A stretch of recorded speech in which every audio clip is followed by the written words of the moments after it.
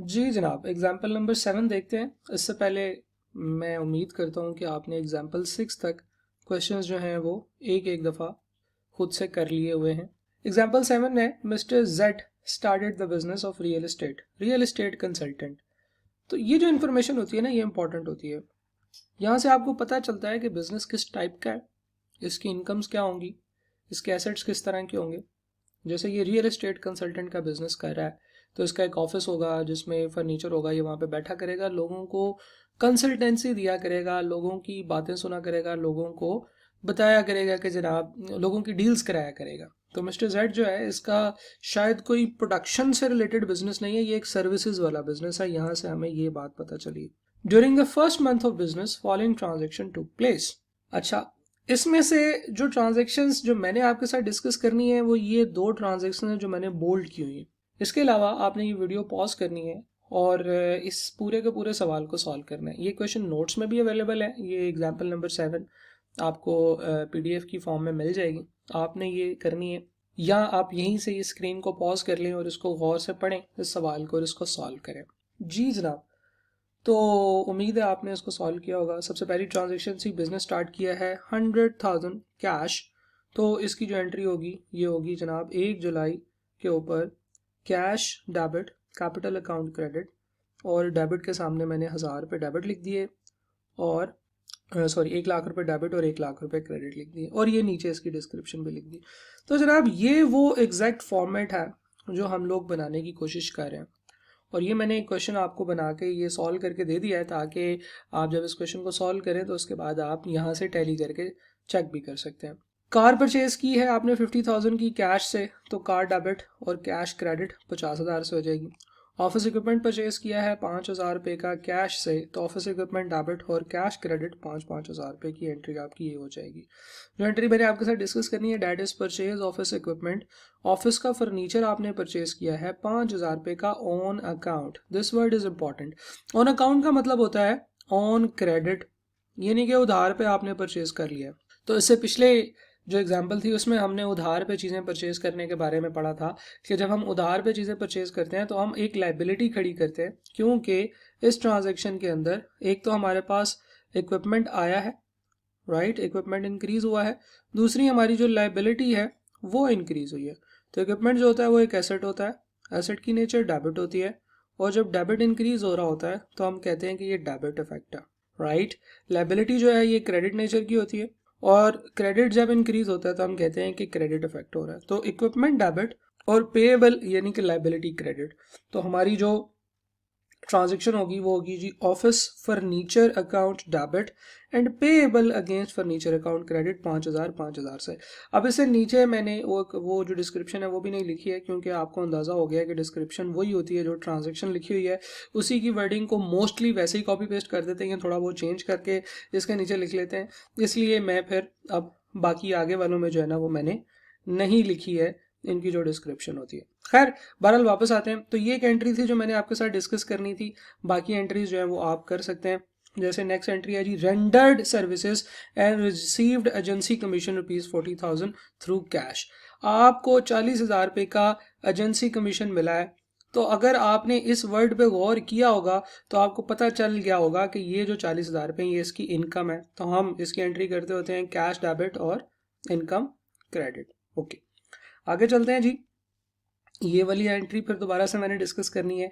Rendered agency services, आपने services दे दी हैं 30,000 रुपये की, राइट, यानी कि आपने लोगों को सर्विसेज दी हैं वो 30,000 रुपये की हैं, आपने उनसे 30,000 रुपये लेने हैं, but the amount is to be received by the end of next month. पैसे अभी आपको नहीं मिले। अब अगर गौर से देखा जाए तो 30,000 रुपये की आपकी इनकम हो गई है, आपने काम कर लिया है। तो पहली चीज़ तो ये होगी कि जनाब आपकी जो इनकम है वो 30,000 रुपये से बढ़ जानी चाहिए, राइट।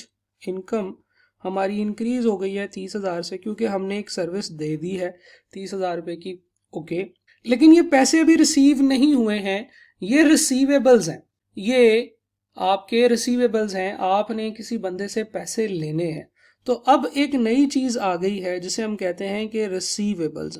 देखिए जनाब, इससे पहले हम लोगों ने पढ़ा था पेएबल्स, जो हमने इस क्वेश्चन में भी एग्जांपल की कि ये जो ऑन अकाउंट होता है ये पेएबल होता है। तो हमने ये जो 8 जुलाई वाले की एंट्री की थी, हमने कहा था कि पेएबल को करेंगे क्रेडिट और ऑफिस फर्नीचर को कर देंगे डेबिट, क्योंकि ऑफिस फर्नीचर तो आ गया है, वो तो हमने रिकॉर्ड करना है, लेकिन क्योंकि पैसे अभी पे नहीं किए हैं तो पेएबल खड़ा कर लेते हैं।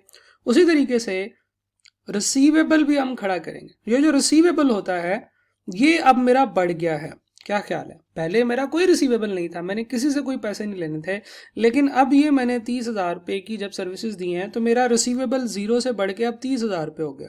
तो जनाब ये वो दो अकाउंट्स हैं जो कि इफेक्ट हो रहे हैं। इनकम 30,000 से बढ़ रही है, रिसीवेबल 30,000 रुपये से बढ़ रहा है। अच्छा जी, इनकम जो होती है इसकी नेचर तो इनकम की होती है, और जो ये जो मेन हेड है इनकम है, और इनकम जो होता है वो क्रेडिट नेचर का होता है। अब क्योंकि इनकम बढ़ रही है, इनकम बढ़ रही है, तो ये होगा क्रेडिट इफेक्ट। रिसीवेबल्स की बात करते हैं। ये जो रिसीवेबल्स होते हैं ना, याद रखिएगा ये हमारे एसेट्स होते हैं।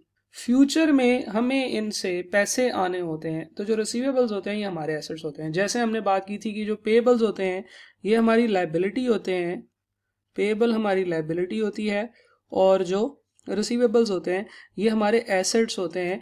तो एसेट है और हमें पता है कि एसेट की नेचर जो है वो डेबिट है, और जब डेबिट इंक्रीज हो रहा है तो ये डेबिट इफेक्ट आएगा। तो हमारी जो एंट्री बनेगी वो ऐसे बनेगी कि receivable debit and income credit. तो हम इसकी एंट्री करेंगे रिसीवेबल डेबिट और income credit, receivable account debit, income account credit, और अमाउंट कितनी बनेगी जनाब? 30,000, राइट। अगर आपको इस एंट्री की समझ नहीं आई तो आप थोड़ा सा पीछे करके इसको दोबारा देख सकते हैं।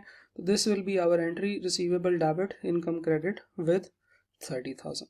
बाकी सारी एंट्रीज बिल्कुल वैसे ही हैं। आपने ऑफिस फर्नीचर जो आपने पेएबल खड़ा किया हुआ था वो आपने 8 जुलाई को पे कर दिया है, तो आपने ऑफिस 8 जुलाई को जो परचेज किया था वो आज पे कर दिया है। यानी कि 8 जुलाई को आपने 5,000 रुपये का फर्नीचर पकड़ा था, वो आज आपने पे कर दिया है। तो आज आप क्या करेंगे, आपका जो कैश है वो क्या होगा, वो कम हो जाएगा। कितने से? 5,000 से। और जो आपके पेएबल्स थे, जो आपने अपने पास पेएबल खड़ा किया हुआ था जब आपने यहाँ से फर्नीचर परचेज किया था उधार पे, तो आपने 5,000 रुपये का पेएबल खड़ा कर लिया था। अब वो जो पेएबल है अब वो कम होके फिर दोबारा 0 पे चला गया है, तो 5,000 रुपये आपके पेएबल भी डिक्रीज हो गए।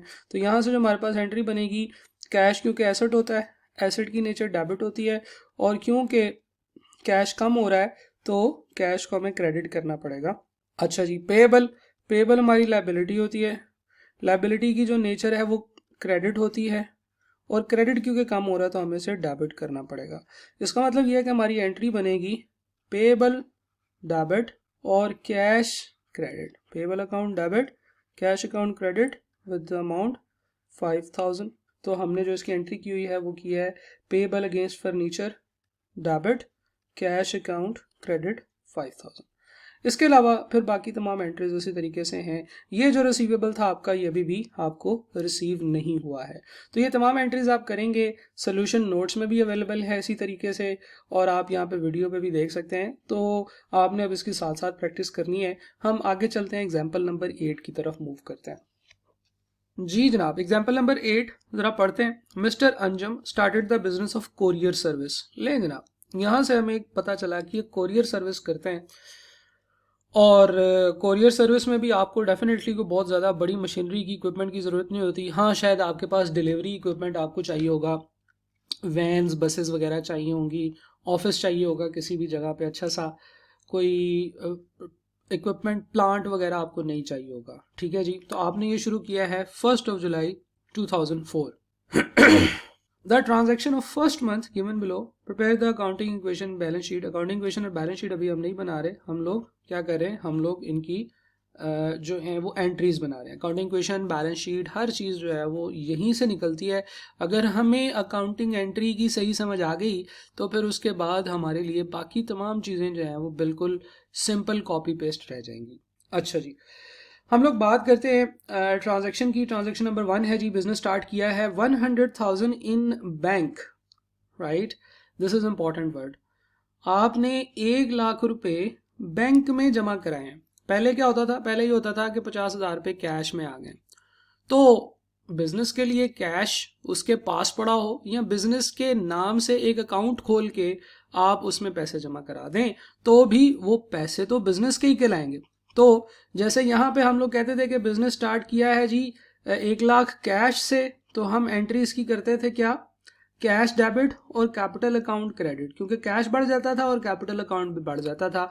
यहाँ पे भी बिल्कुल उसी तरीके से कैश की जगह पे बैंक आ जाएगा। तो एक तो आपका बैंक बैलेंस बढ़ गया है, ऐसे ही ना जनाब, बिजनेस स्टार्ट हुआ तो उसका बैंक बैलेंस 0 था, तो बैंक बैलेंस बढ़ा।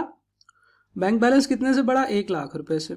और दूसरा कैपिटल बढ़ गया, क्यों, क्योंकि अब आपने ओनर के पैसे देने हैं 1 लाख रुपए, तो आपकी जो एंट्री होगी वो होगी बैंक डेबिट और कैपिटल क्रेडिट 1 लाख रुपए से, राइट। ओके, आगे चलते हैं। अच्छा, ये एंट्री बड़ी मजे की है, cash withdrawn ₹50,000 for office use from bank. देखें, कंपनी के पास कैश जो है वो नहीं पड़ा हुआ बल्कि बैंक बैलेंस है, तो डे टू डे एक्टिविटीज के लिए कंपनी ने क्या किया, बैंक में से पैसे निकलवा के कैश में अपने पास रख लिए। ओके, तो इस ट्रांजैक्शन से क्या हुआ, देखें बैंक जो है इसमें पहले लाख रुपए पड़े हुए थे, ये कम होके 50,000 रह गए, तो बैंक में 50,000 रुपये का डिक्रीज हुआ और कैश में हमारे पास 50,000 का इंक्रीज आया। जब हम ये एंट्री करेंगे, जब आप गौर से सोचेंगे कि क्या क्या इफेक्ट्स आएंगे, तो हमारी जो एंट्री बनेगी वो बनेगी कैश अकाउंट डेबिट और बैंक अकाउंट क्रेडिट बाय 50,000। ठीक है, अगर आपको ये सोचने में अभी दुश्वारी हो रही है तो आप बिल्कुल उसी मंत्रा के ऊपर जाएंगे, उसी ट्रेन ऑफ थॉट के ऊपर चलेंगे जो मैं आपको ऑलरेडी पिछले कुछ एग्जांपल्स में करता हुआ आया हूँ। तो जब आप ये करेंगे तो इंशाल्लाह आपको ये एंट्री समझ आ जाएगी। आगे चलते हैं जी। डिलीवरी वैन परचेज किया 20,000 की, कैश से आप एंट्री कर लेंगे। ऑफिस इक्विपमेंट जो है वो 20,000 रुपये का परचेज किया है, ऑन अकाउंट परचेज किया है। दिस पॉइंट इज इंपॉर्टेंट, ये नहीं कि आपने कैश नहीं दिया। तो अब आप इसकी क्या एंट्री करेंगे भला जी, बिल्कुल ठीक है, इक्विपमेंट डेबिट। पहले भी ये एंट्री हम 3 दफ़ा कर चुके हैं, इक्विपमेंट डेबिट और payable against equipment credit. Equipment account debit, payable against equipment account credit. Equipment account आप डेबिट करेंगे 20,000 से और पेएबल अगेंस्ट इक्विपमेंट आप क्रेडिट करेंगे सेम अमाउंट 20,000 से, राइट। अच्छा, आगे चलते हैं। Took a loan from bank ₹100,000 in cheque. अच्छा जी, आप जब बैंक से लोन ले लेंगे तो वो आपकी लाइबिलिटी बन जाएगा, ये बात हम पहले डिस्कस कर चुके हैं। अच्छा, पहले हमने ये देखा था कि बैंक जब आपने लोन लिया है तो वो बैंक में जाने की बजाय आपके पास कैश में आ गया, आपने बैंक से जाके कैश में लोन ले लिया। लेकिन नॉर्मली बैंक जो है वो कैश में लोन नहीं देता, वो आपको आपका अकाउंट बना देता है और उसके अंदर आपको चेक के थ्रू ट्रांसफ़र कर देता है। तो ये जो बैंक लोन आपने लिया है ये आपके पास कैश में नहीं आया, इन चेक का मतलब ये है कि ये आपके बैंक अकाउंट में ट्रांसफर हो गया। अब इसका जो इफेक्ट है, एक इफेक्ट तो ये है कि आपका जो बैंक है वो इंक्रीज हो गया, राइट। बैंक बैलेंस इंक्रीज हो गया ना, बैंक बैलेंस में 1 लाख रुपए का वो लोन भी ऐड हो गया जो भी आपने बैंक से लिए। दूसरा, आपका जो लोन है वो भी इंक्रीज हो गया, पहले आपका कोई लोन नहीं था, अब आपने बैंक से 1 लाख रुपए का लोन ले लिया। तो ये दोनों इफेक्ट्स जब आपने आइडेंटिफाई कर लिए हैं, इसके बाद चीज़ें सिंपल है। बैंक आपका एसेट होता है, एसेट की नेचर डेबिट होती है, और क्योंकि डेबिट इंक्रीज हो रहा है तो हम कहेंगे कि इट इज डेबिट इफेक्ट।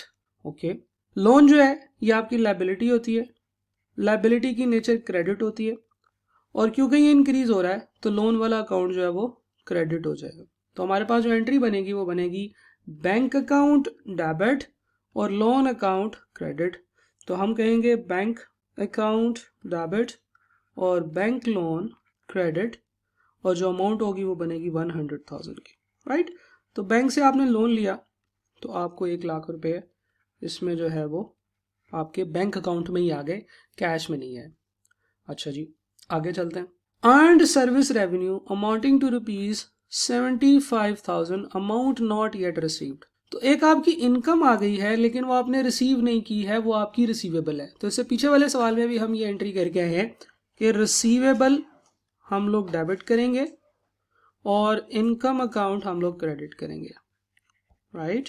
तो रिसीवेबल है जनाब आपका 75,000 रुपये और इनकम आपकी 75,000 रुपये से क्रेडिट होगी। This will be your entry, क्यों, क्योंकि अब आपने रिसीवेबल खड़ा किया। आगे चलते हैं।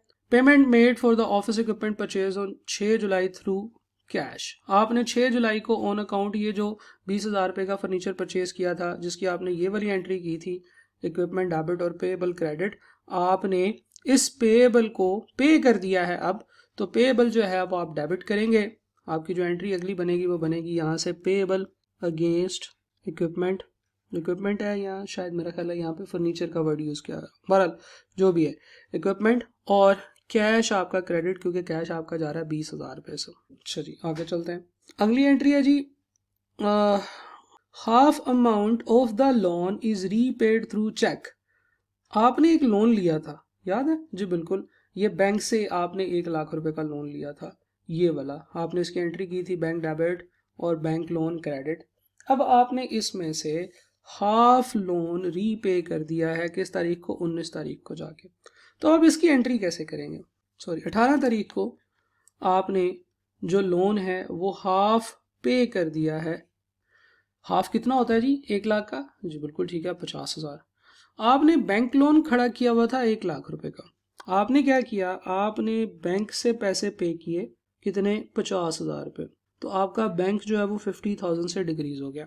और आपने बैंक लोन जो है, क्योंकि ये पे किया था, पहले 1 लाख रुपए था, 50,000 देने के बाद अब वो 50,000 रह गया, तो बैंक लोन भी आपका 50,000 से डिक्रीज हो गया।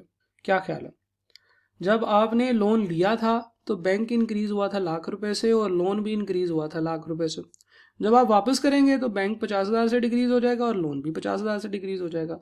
तो इसकी जो एंट्री होगी वो ये होगी, देखें, बैंक एक एसेट होता है, एसेट की नेचर डेबिट होती है, और क्योंकि डेबिट डिक्रीज हो रहा है तो हम इसे करेंगे क्रेडिट। ओके, बैंक लोन जो होता है ये आपकी लायबिलिटी होती है, लायबिलिटी की नेचर क्रेडिट होती है, और क्योंकि क्रेडिट डिक्रीज हो रहा है तो हम इसे डेबिट करेंगे। ठीक है, डिक्रीज हो रहा है तो दूसरा, और अगर इंक्रीज हो रहा है तो वही जो सेम है वो यहाँ पे लिख देंगे। तो हमारे पास जो एंट्री बनेगी वो बनेगी कि बैंक लोन अकाउंट डेबिट और bank account credit with amount 50,000, right. देखें, जब आप ले रहे थे लोन तो आपने बैंक डेबिट और लोन क्रेडिट किया था, जब आप वापस दे रहे हैं तो आप लोन डेबिट और बैंक क्रेडिट कर रहे हैं, यानी कि इस एंट्री का उल्ट एंट्री ये वाली कर रहे हैं। क्यों? क्योंकि पहले ये आ रहे थे पैसे, अब आप दे रहे हैं पैसे, तो यहाँ से भी ये चीज़ें आपके लिए अंडरस्टैंड करने में आसानी होगी। तो जब लोन आप वापस करते हैं तो फिर आपका बैंक लोन एक तो डिक्रीज हो जाता है और दूसरा आपका बैंक इंक्रीज हो जाता है। आगे चलते हैं जनाब। एक और इम्पॉर्टेंट चीज़ है यहाँ पे समझने वाली, वो ये है कि जब कभी आप बैंक के साथ रिलेशनशिप रखते हैं, बैंक से जब आप लोन लेते हैं तो बैंक आपको महीने के एंड पे या साल के एंड पे या 6 महीनों के एंड पे जिस टाइम पीरियड के लिए वो डिसाइड करेगा, आपने क्यूएम में पढ़ा होगा कंपाउंडिंग फ्रीक्वेंसी का जिक्र, तो जनाब वो जिस टाइम पे उसने आपको कंपाउंड करना होगा उस टाइम पे आपको उसके ऊपर मार्कअप भी पे करना पड़ा करेगा। तो यहाँ पे ये हुआ कि 19 जुलाई को जब आपने लोन वापस किया तो बैंक ने अगले दिन कहा कि जी मार्कअप भी पे करें, तो आपने 2,000 रुपये का मार्कअप चेक के थ्रू पे किया है, यानी कि आपने मार्कअप पे किया है। अब ये जो मार्कअप है, आपने कुछ पैसे लिए और उसको इस्तेमाल किया, वो पैसे आपके नहीं थे।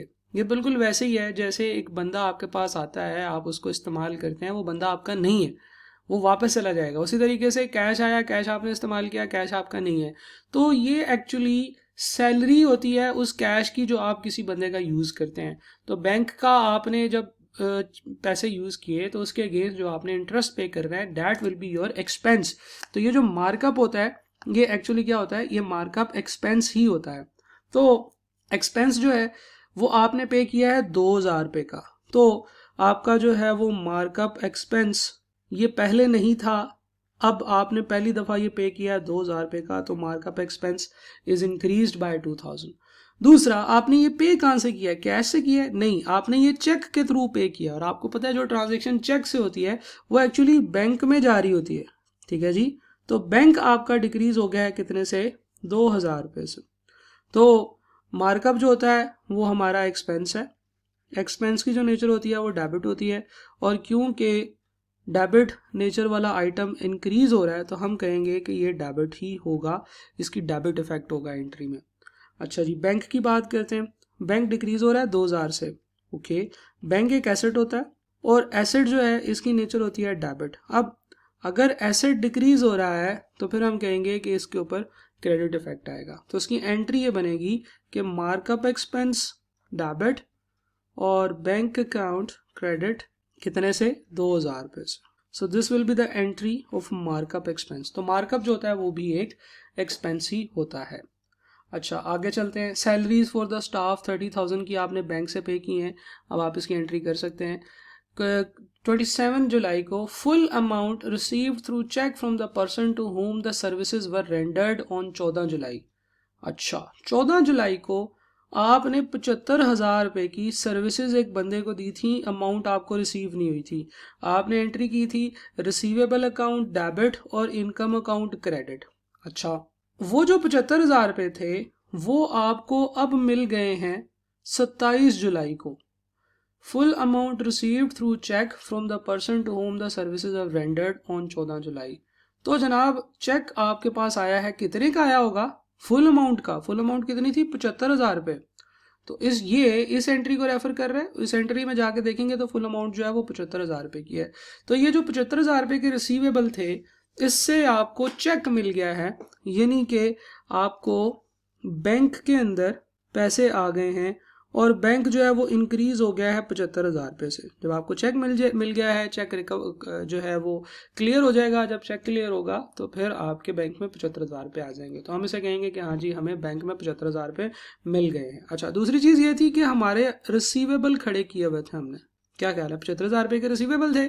अब क्योंकि उससे पैसे आ गए हैं तो रिसीवेबल 75,000 रुपये से कम हो जाएंगे, यानी कि ज़ीरो हो जाएंगे। पहले 75,000 रुपये के रिसीवेबल थे, अब क्योंकि पैसे आ गए हैं तो 75,000 से रिसीवेबल हमारे कम हो जाएंगे और कम होके ज़ीरो रह जाएंगे।